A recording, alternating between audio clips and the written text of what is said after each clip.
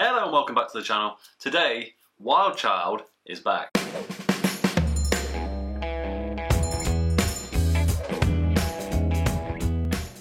That's right, we're back again with Wild Child. This one's called Brownie Huntress and it's something absurd.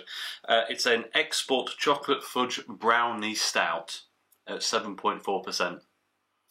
That sounds incredible. Now, interestingly, I've had this can for about 8 weeks. Maybe a little bit more, maybe 9 or 10. I found this in Scotland, not the last time I went, but the time before, and I've just been savouring it because, you know, I wanted to review it and hadn't had the time. I have actually drank this beer last time I went to Scotland, after I bought this, but this was in England at the time. I'm getting more confused. And it was incredible, so I wanted to review it. And for some reason, two of the beer reviewers have reviewed this beer in the last week, so yeah, funny how stuff all drops at the same time, I guess. But anyway, before we crack into it, here is a quick look at the can. Another fantastic standout bit of artwork from Wild Child there. Sheriff's badges, chocolate, crazy colourways, spot on, and a load of World Beer Awards. I'm going to be using a glass that's actually too small for this can, but I feel like this shape will just get the most out of this beer, so it'll be a double pour. But I'm not sure if this is actually can conditioned or not, so I don't think it'll matter too much, but let's crack on.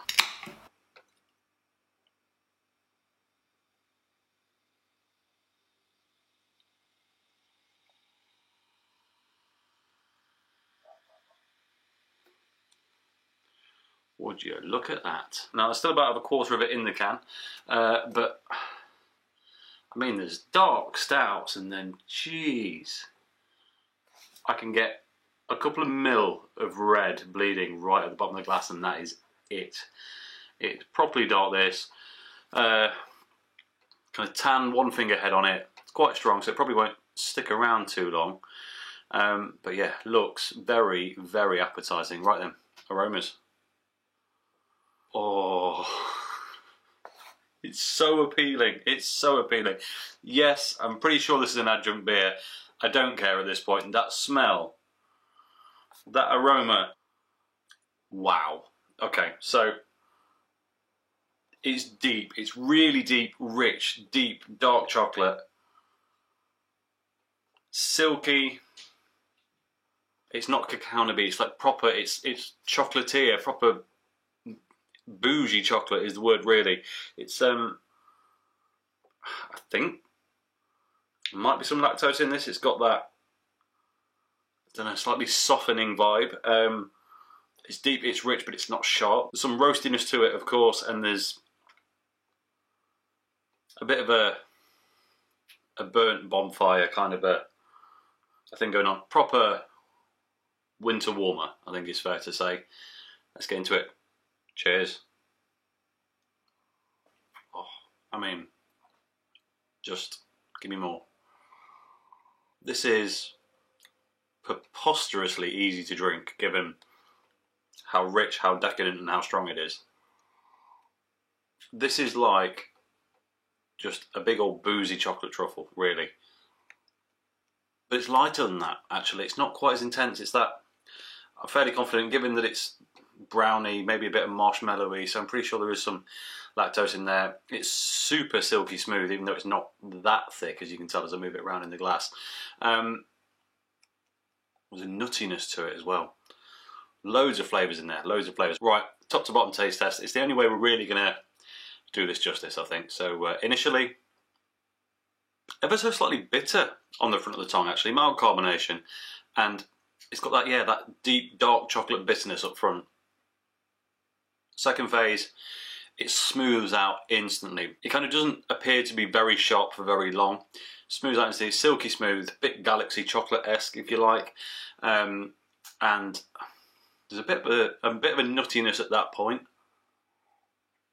That continues through to the swallow, and then you get a flavour crash, which is just a little bit more carbonation, more refreshing than you would expect. I mean, don't get me wrong, it's still pretty rich, but it's yeah, not quite as heavy at that point as you might expect. Doesn't really properly cling to your mouth as much as maybe as it should.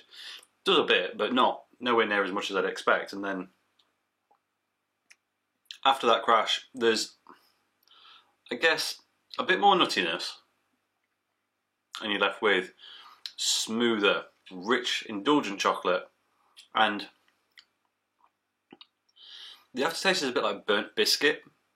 You know, I was talking about the kind of bonfire part of it on the aroma. That hits right at the end. It's the malt, it's the dark malt, but yeah, burnt biscuit is what I go with. Not badly burnt, just very well done, if that makes sense.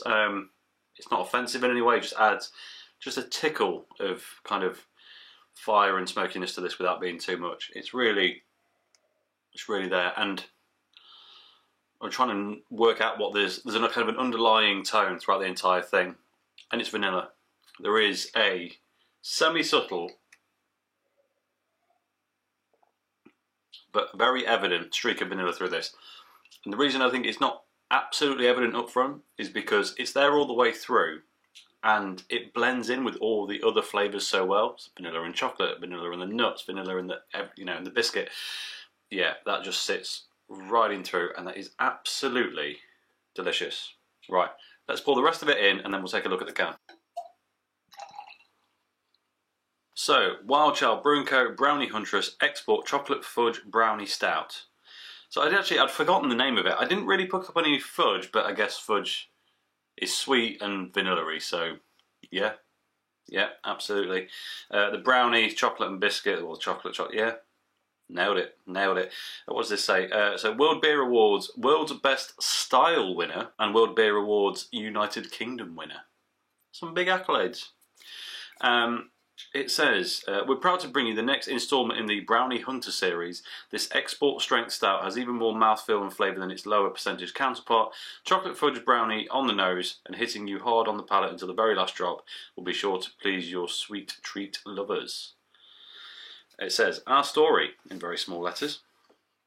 Wild Child Brewing Co. is the brainchild of Keir McAllister Wild and was born out of a Leeds-based garage in 2016. In a market saturated by lower-strength blonde ales, he decided to launch the company with 3 super strong beers with the aim of grabbing people's attention. Needless to say, it worked. Just under 2 years later, he transitioned away from one of his one-man operation in the garage setups to an industrial premises, and we now work with customers all over the UK, and we're also branching into Europe. Our aim is to produce big and bold beers that provoke you into thinking about what you're consuming and take you on a journey based around extreme flavour. They got that right. Best before, see bottom of can. May next year, so it's a long life of this. Bitterness, 28 IBUs. Yeah, there's a little bit up front, but it mellows dead quick. And the colour is 130 EBC, which is dark as far as I can tell. The ingredients are water, malted barley, oats, explains some of the mouthfeel, hops, yeast, flavouring. I don't think there's any surprise there. And lactose, so I was right on that front as well. It's nice. Unfined and unfiltered beer, fantastic. It says 7.4%, 440ml can. 3.3 UK units in this can, so no driving after one of these bad boys. But I tell you what, it'll be worth getting a cap for. That is a fantastic beer. I have to say, it's not the purest, it's not the, maybe not the most refined, but it's an absolute flair. It really is, and it's just delicious. I don't feel like the flavours are necessarily blended enough for me to go, oh, this tastes like a chocolate brownie, if that makes sense. There's a lot of individualistic elements in there, but as a collective, that is what they would make, so I can't complain. That's really good. I did review one of the Wild Child beer before, which was the Hot Fuzz, what was it? It was a raspberry donut pale or something, or a custard donut pale, I can't remember, but anyway, that was fantastic. This is fantastic. So yeah, can't wait for the next one. And I think we'll leave it there. So as always, thank you very much for watching. If you enjoyed this video, please like it. If you haven't already, subscribed, if you will be so kind, and I'll catch you next time. Cheers.